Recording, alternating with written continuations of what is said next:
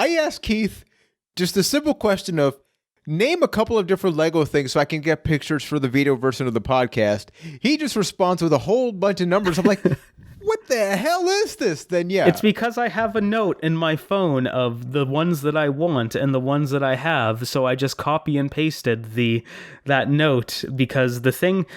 When you're in the scene, let me tell you about when you're in the scene. You don't talk about titles. You talk about product numbers, right? Every Lego set has like a 5-digit or beyond product number. And if you're looking for Boba Fett's helmet, you're looking for 75277.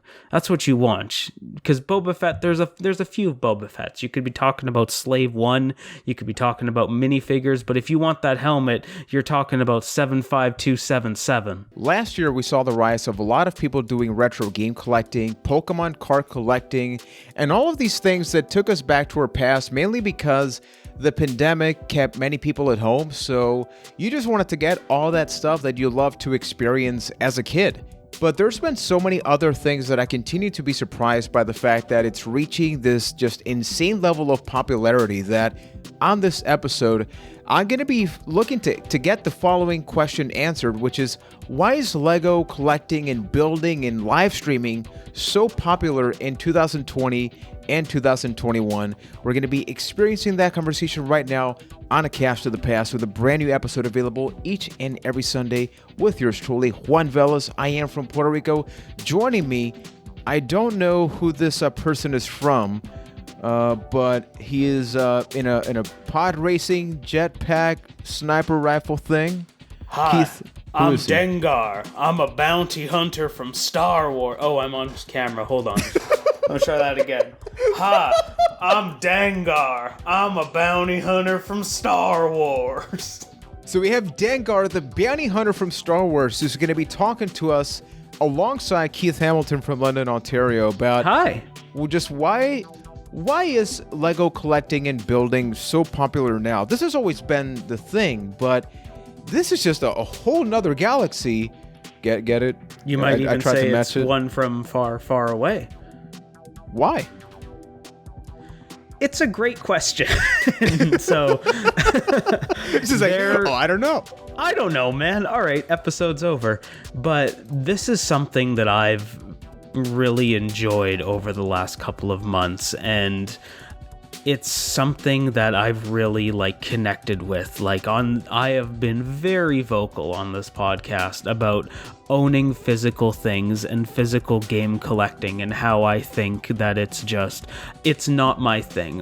If it is what you enjoy, all the power in the world to you, but it is not something that I really put any stock into. But I recently discovered Lego. I was walking through a Walmart one day, and then I saw a set for a ship from Star Wars that I really like. I would say it's my favorite ship, and then thought wow, that would be really cool to build. That's only $40. Okay, let's give it a shot. And then ended up getting it, had fun with it, and then realized oh, this is a thing. This is a thing I really like. And then 7 sets later, here I am. Hey, so far, in a month and a half. Were you ever into Lego collecting as a kid? As a kid, not so much. I remember having sets, or not sets, but bricks that I would build houses with, and very, very simple things, and then never really touched it again for probably 20, 25 years until now, where it's a problem again.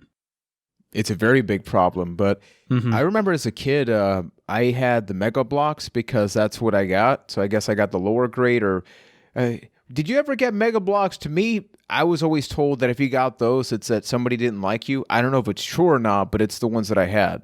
Yeah, I mean, I think everybody from our generation had a set of them, just the big blocks, and they were cheaper, so it's pretty much it's the thing that you could feel good about destroying, as far as I remember. Pretty much, but I never got good enough with either Mega Bloks or Lego to build something. I just got, hey, here's a table with like the little blocks there. But I never got one of these kits as, you sent me a list of some of the ones that are available that are Star Wars themed and all that. And it is just ridiculous. I remember one day I asked you on Discord and you were telling me there's a live streaming scene and you linked me to this person that was building up this entire historical monument that's just like thousands and thousands of pieces, and there's thousands the Rome and thousands Colosseum, of people watching 6,000 pieces. And just like, when did you realize that is a thing? Because, I mean, you stumbled upon it, going to Walmart, you got one, you thought it was cool. How do you react or feel when you're like, wait a minute, this is an entire world that people are just fully invested in, kind of like Pokemon card collecting and all that? Part of me wasn't surprised because it's the internet and something exists for everything on the internet. True. There's literally a community for everything, but it didn't take long for it to click. And I think the fact that Lego is so closely associated with Star Wars is one of those reasons why it clicks so well, because the thing that really hooked me is the fact that it takes this thing that I love so much in Star Wars and I'm able to build the things from the movies that I like, because I think that's one of the biggest differences between like game collecting versus Lego, at least for me, where when it comes to a game or whatever you're collecting, you just kind of get it and then you put it on a shelf and then you take it off to play it, but really it's going to sit there for the majority of the time. When you go out and buy a set, that's only step one. Now you need to take the time to build it. You need to put together that set and you need to go through the instruction. And it's something that you can say that like, I have this on a shelf now, but I made it. Yeah, it came in like a package of pre-assembled parts, but you put that together and there's just this satisfying feeling of knowing that and just being able to watch it slowly come together as you're working on the set, that just, it feels really good. And like, it's a feeling.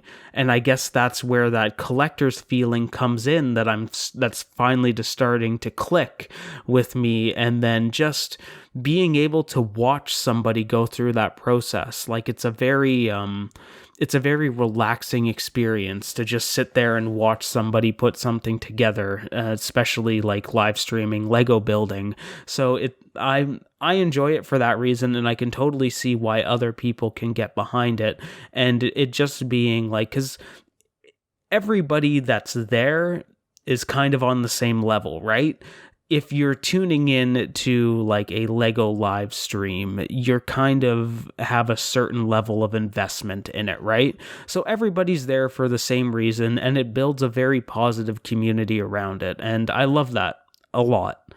What would you say is like the ideal experience for you building one? Because I think the closest thing we can talk about is like building a puzzle piece, right? And things like that. Oh, it's 100%. It's pretty much a 3D puzzle. Exactly, where at least for me, when it comes to puzzle building, I have done that here with Nicole, but it's something that, I have a short attention span. I mean, I'm very open about that.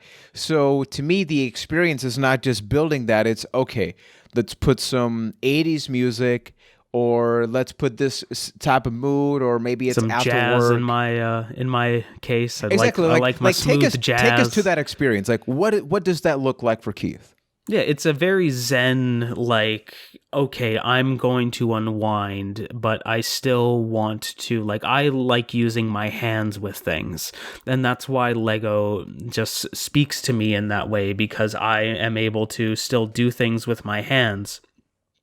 And like this is coming from somebody that has really only done it for like a month and a half and has really only been interested learning about the hobby for about a month and a half, but the experience of building straight out of a box is something that I very much prefer to, like, okay, you're buying something used and you're getting everything in like a Ziploc bag. like when you go out and buy a set, I think one of the smartest things that they do is when you get a set, everything is kind of sectioned off, right? So you're not just getting this giant bag of, oh, here's 500 pieces that get put together. Yeah, good luck figuring out what's what. Yeah. It's sectioned off into little baggies. So really you're only dealing with like 50 to 100 pieces at a time, right? So it makes it a lot easier, and it makes it a lot more manageable, and you're not feeling overwhelmed because you know while you're in that bag, well, that's all you're dealing with at that time. So you can kind of section it off, and it's a nice easy stopping point, and you're, like I said, you're not feeling overwhelmed. And you can just kind of go through it bag by bag until you eventually finish your build and you have your thing. And opposed to, like, say you're buying something refurbished or reused, a lot of times you won't get it brand new or sealed. So now you're just dealing with all the parts, and it can seem a little overwhelming at that point, and it kind of takes you out of that Zen experience, because now you're going through all the pieces. Like, if I were to describe the Lego building experience, it would be looking down at a desk and going like, I think that's it. Looking at all the little pieces and deciding, not falling off, so I guess it's working. Is that the one I'm supposed to use? Sure, it looks like it. Okay. And when you're able to section it off into those bags, then it makes that a lot more manageable. Now, I'm curious to know your answer about to this.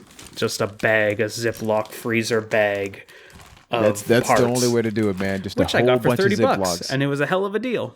But it's going to be a nightmare to build. We'll get there one day. Well, whenever you get that done, send us a picture. We'll tweet it out. A cast of the past. We'll make that happen. Indeed. Something that to me is painful sometimes, and I think the pandemic world has sort of made this the mainstay is. Ryan and I have talked about the fact that we love retro game collecting, but even though most of my purchases are on eBay, Easterland, different websites, if you ever gave me the choice between going to a place, right, figuring out which games that I want as opposed to going to eBay, I would choose that almost every single day of the week, because more so than actually buying the game is kind of like secondary to, it's like when you went to Blockbuster. Experience. Exactly. It's like as a kid, when I went to Blockbuster, I didn't know what the release dates were. So I just go there and be like, hey, here's a new game. And with a retro game, it's like, hey, I didn't even know this existed. In your case, you linked me to a couple of things, like there's a Sesame Street set that you told me you were interested in. Is it the type of thing that you can't buy something online, but you would prefer to actually walk up, be surprised maybe when something's out? You would like to physically get that box and get the best box, or you just don't really care? Oh no, I'm in too deep for that now. It's the last month and a half has mostly been like researching the sets, because there's a Lego set when it's released will be in circulation for 1 or 2 years, sometimes 3, and then it gets retired. So you try and find this is amazing those. To me, by the way. Yeah, it's been quite the month. I've taken a full 180 on this. It's been bad. I can never say anything again. But back to retired sets. So you're trying to find the ones that are out. At least that's what I'm doing, because like I mentioned, I very much enjoy that out of box experience and seeing which ones are available at the time. And right now, like you mentioned with the pandemic, it's gotten more difficult. Like, everything is out of stock right now.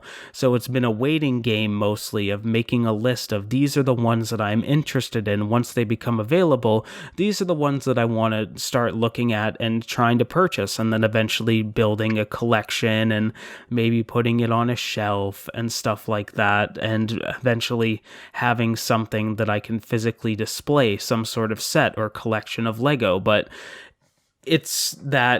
it's not so much the going out and picking up the box itself that is the experience to me. It's getting the box and chipping away what's inside, if that makes sense. Like, if I pick something up online as long as it's the same thing, then great. I'm still going to have that experience. It's not something that's just going to sit in a box forever. Eventually, I'm going to open it and I'm going to build it. I'm going to have my time with it.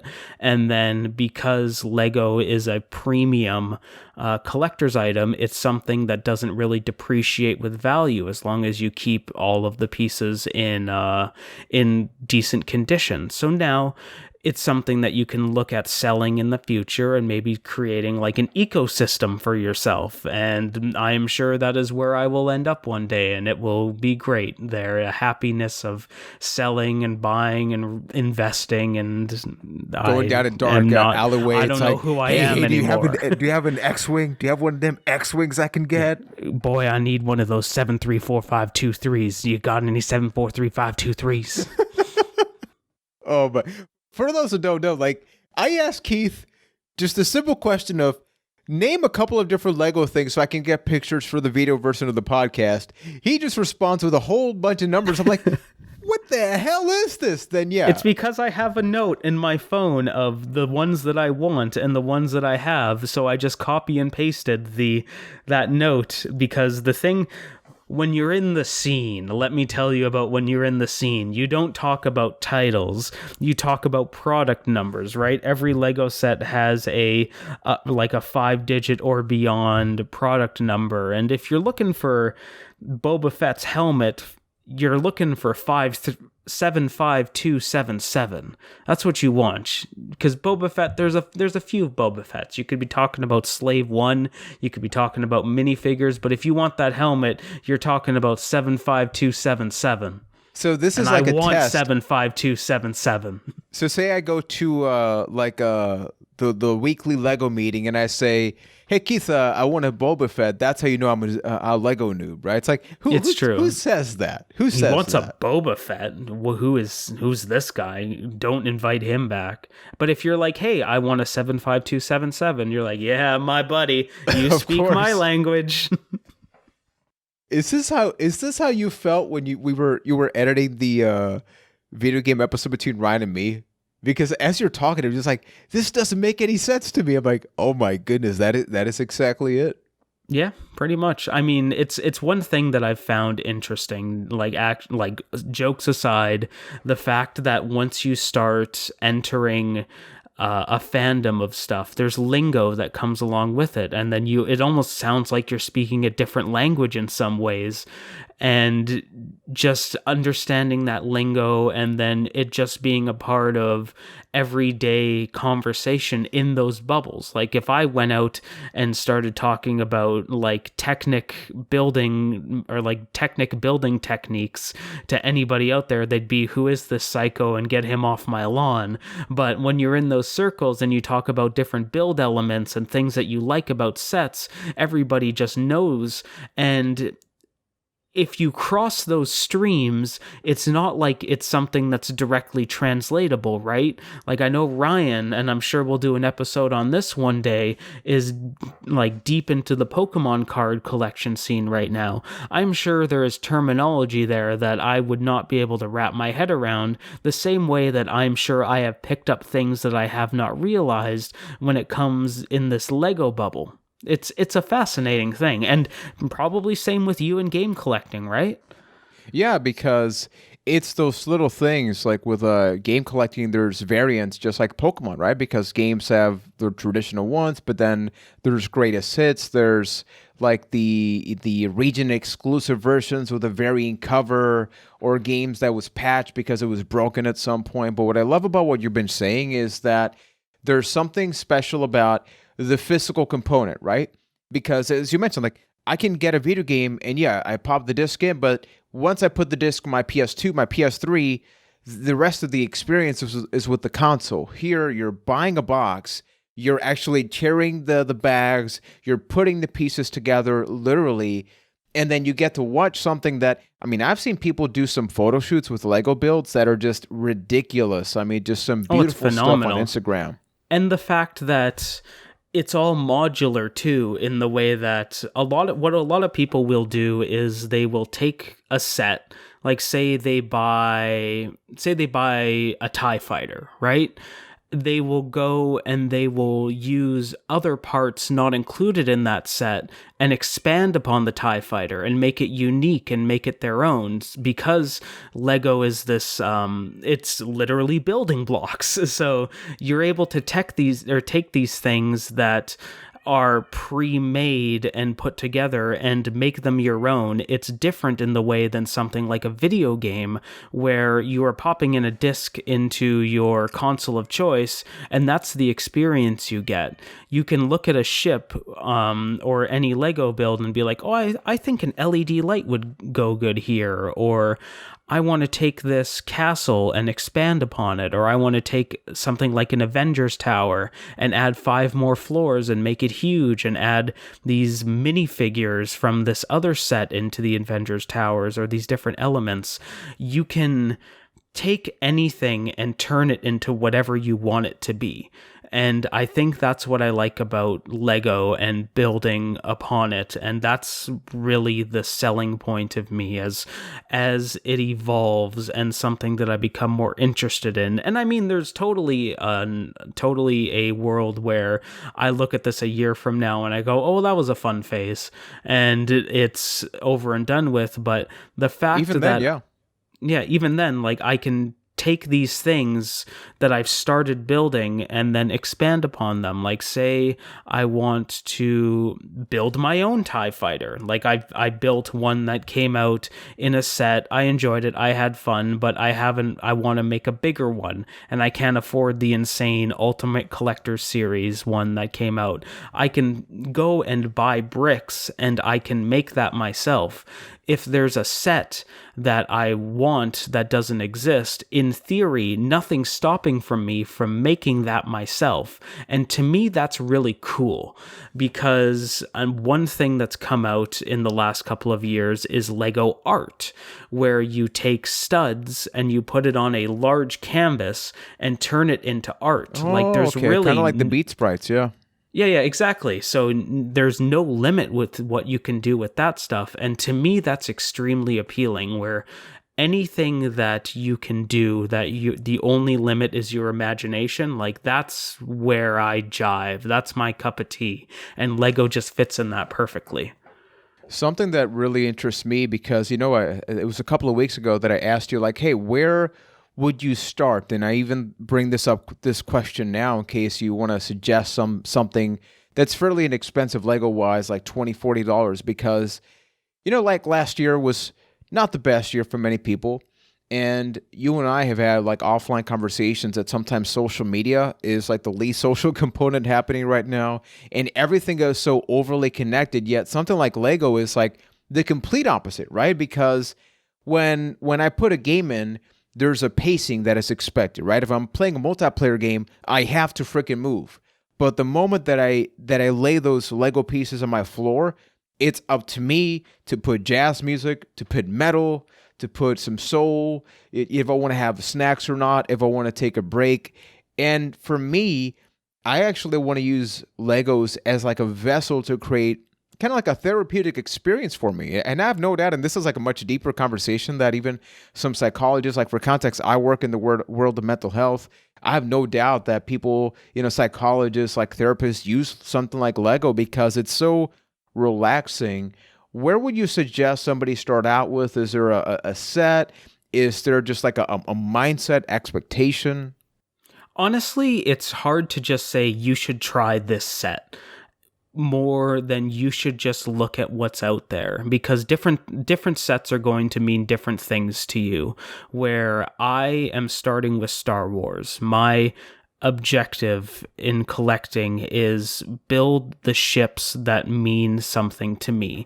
Like, my first set that I bought was Anakin Skywalker's Jedi Starfighter, the ETA-2. That is my favorite ship and set from Star Wars, Anakin Skywalker being my favorite character. That is something that resonates with me. That was my introduction. Star Wars might not be that for you, but there are other sets that you can look at, like if you just want to build a house, Lego's got you covered. There's this incredible line of Lego called Lego Ideas that you're going to pay a premium for before, but you can build pop culture things. Like there's a Sesame Street set that I really like, where you're literally building 123 Sesame Street and have all the characters on the street and you're building a scene out of it. Same thing with Friends. If you were big into Friends back in the day, you can build Central Perk, the coffee shop that a lot of that show is based off of. So there's really a lot of avenues for that. So it's more about finding the one that speaks to you and going from there, and then just finding that kind of that sweet spot when it comes to size of set. So you're not feeling totally overwhelmed. Like, I wouldn't recommend you go get like a Lego Coliseum that just came out that's $700 and has 6,000 pieces to it. You're probably going to bounce off it real hard. It's got 9,036 pieces to be exact. 9,000 pieces. That is... Yeah, I'm good on that one. But hey, that's actually a good starting point. For you, what are you looking for now that you're more experienced? You're level 20 in Lego building. Yeah, I've been doing this for a month. No, I'm not. Yeah, I'm putting you on the spot, man. And I built what to you would be too little pieces then?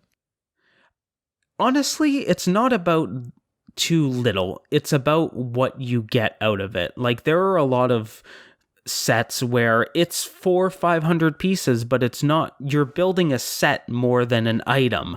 And I gotcha. That's not something that that really appeals to me. Like, there's one set that's coming out, or it came out a few days ago, that's like it's called Trouble on Tatooine, and it's a set from the Star Wars show The Mandalorian. It looks cool, and you get like a minifigure of the Mandalorian from it, but you're just kind of building a hut. So it's not that appealing to me, where I would rather take that money and spend it on the new X-Wing and TIE Fighter that just came out and get like a finished ship out of it. And like, it's a situation where the set number might not be as significant, but the end product is something that I'm more interested in. So that's why I say don't put a little or that much stock into actual pieces and numbers until you get to the high end, until you're looking at the premium sets that cost multiple $100s, and make sure that that's something that you will enjoy doing and like seeing through to the end, because there is a huge investment that comes with it and you have to enjoy it, and it's probably very easy to be overwhelmed. When I get that far down the weeds, I'll confirm it for you, but I imagine it's something that you can feel overwhelmed quite easy with. Yeah, you can sometimes almost threaten a friend when he posts something on Discord, and you maybe just ask him, how come you didn't check the Lego collections, right? Right. Yeah. I mean, it's very selfish of that friend to look at someone else's addiction and think about theirs. Just so you realize, this is the relationship that Ryan, Keith, and I have. So I'm in Puerto Rico, Ryan's in Boston, Keith is in Ontario. And here sometimes I know some of the places that I can go. Maybe there's like some more stuff available, like some Walmarts, etc. But I'm very mindful because of the pandemic. But then I went to a Walgreens because I needed to go somewhere else.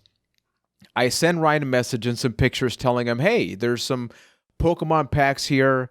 Are you interested in any of them? But then on the flip side, I have Keith be like, hello, what about that Lego stuff? And then legit, here's the scene. I legit just looked at my phone. I'm like, Juan, you're 31. Your wife is waiting in the car. You're in the toy section of a Walgreens looking for Pokemon and Lego stuff that's not even for you. And that's when I realized I gotta love you guys. If it makes you feel better, let me paint a picture for you here. So we are recording this at the end of December. Let's take a little peek behind the curtain. Yeah, it's here. not actually New Year, people. It's not actually New Year. But Happy New Year. But Happy New Year anyway. Exactly. So a few days ago, my fiance and I were Christmas shopping, right? And first of all, I got to freaking pause you because this has not been acknowledged. What did you just say? I said fiance. Oh my God, Keith! How's the present switch? Easy done. PC dumb. So anyway, Okay. back to Lego. So we were Christmas shopping, and we're in this shopping complex where like there's a store called Canadian Tire. It's like a hardware store, Home Depot equivalent for Canada. And in the same complex, there's this little toy store called Mastermind Toys. So I go to my fiance and I'm like, "Hey, can we just pull into Mastermind here?" Why? Because I got a hunch that some unreleased sets were being stocked early at Mastermind Toys. Some sets that were coming out January 1st, 2021 were being put out early. So I made my poor fiance, God bless her soul, drive to this toy store so I could get myself an unreleased set. So I could drive, so I could go and they actually had it. And they actually had it. Yeah, it was...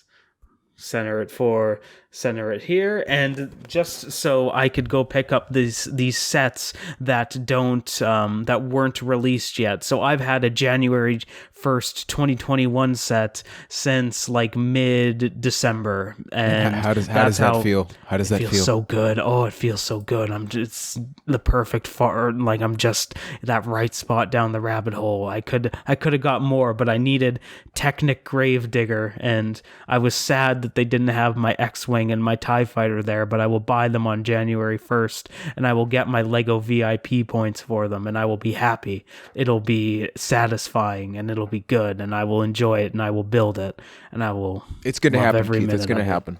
Indeed. I'm just sad because, as you mentioned, it's like everybody think to yourself, what do you love pop culture wise? It's kind of like Funko Pops, right? There's almost a Funko Pop for anything. There's not a Lego for everything, but I mean, there's like a really good chunk. I looked up Lego donut. There's a donut shop, but it's out of stock, and I'm very sad now. I'm like, man, that is the one. That's a good Christmas present one day, though. That is, but it's freaking out of stock, man. But I guess the closing question, not just for you, but for everybody watching and listening, is whether it be Lego or even Minecraft, right? It's all these things that require a level of creativity and building. Does this motivate you to try other things that are related to like building and all of that? Because I mean, this is a whole world, right? I mean, you can even talk about tycoon games. Is it just Lego, or do you like that process of putting things together and maybe you want to get into some other stuff in the future?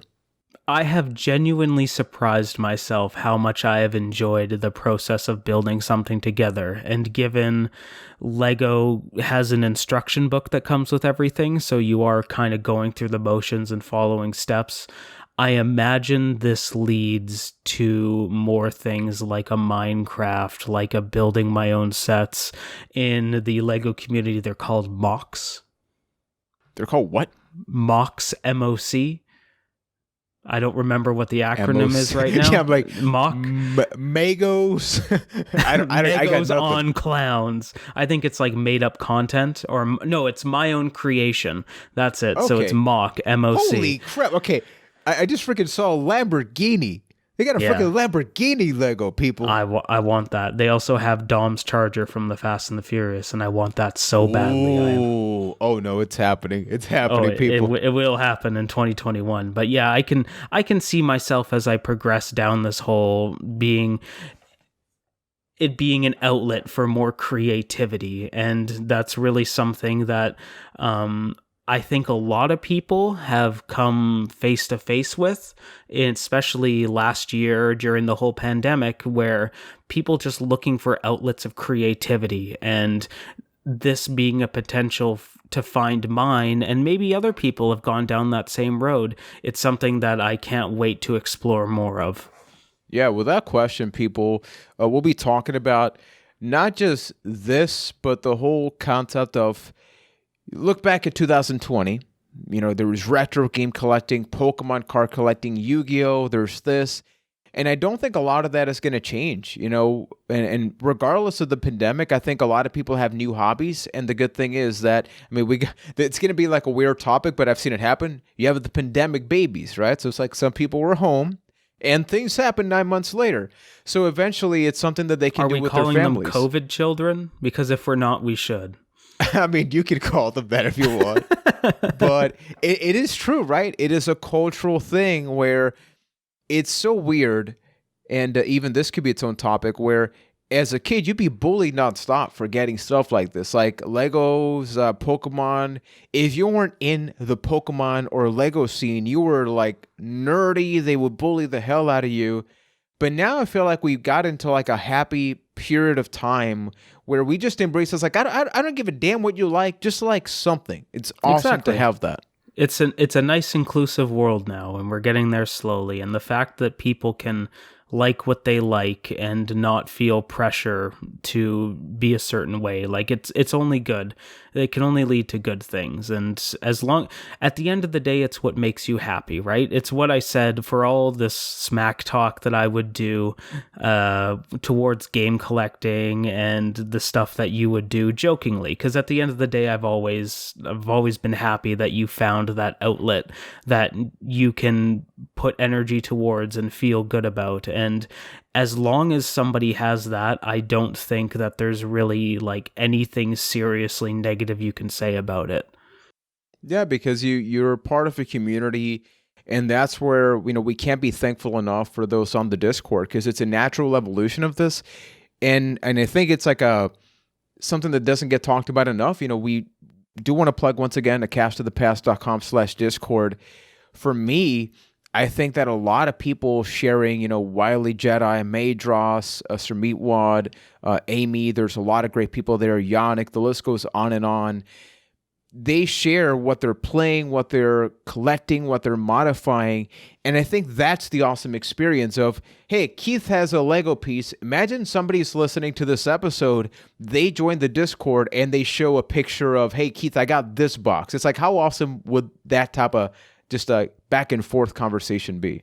I'm probably going to have to create a Lego channel. That's what I was thinking about now. I was like, yeah, we may have to make that now. Yeah. We'll make it a thing. We'll make it fetch. So if you get a Lego a Lego piece or set, acastofthepast.com/Discord. You can also send us an email to acastofthepast@gmail.com. Subscribe at youtube.com/acastofthepast. And if you're listening on podcast apps, without question, the best way you can support us is simply by leaving that 5-star review. It doesn't take more than 20 seconds, people, and you have no idea how helpful that is. We have a pretty awesome agenda lined up for this year, talking about some sequels to things we've talked about before. I cannot wait for us to discuss the first film of the year. Very different from what we've done before, but I think we're getting into not just our guilty pleasures, but some of our favorite comedic stuff, so we'll be talking about that. It's going to be groovy, baby. It's going to be groovy on a cast. To the past. Shagadelic, baby. I wasn't sure what to do. You're like, oh, crap. Keith said groovy, baby. It's like, what do I do now? I want to show you something. You ready for this? Let's do it. Pilot mode, flying mode, attack mode.